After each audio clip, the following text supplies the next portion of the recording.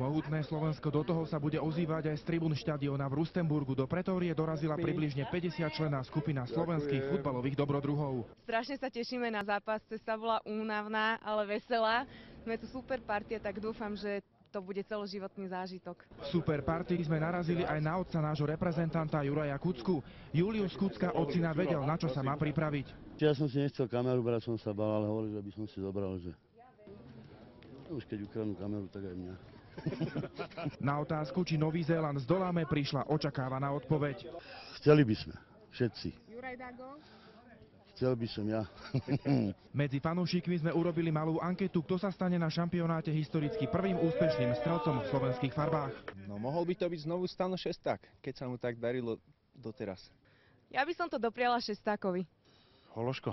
No ja si myslím, že Kamil Kopúnek. Hamšík. Myslím, že Šesták, ale takisto aj Hološko by mohlo byť ako žolík a dať ten gól. Je úplne jedno, kto dá gól, nech sa hlavne celé Slovensko spoločne s hráčmi teší z úspešného štartu do turnaja. Z Pretórie Miroš Paček, televízia Markíza.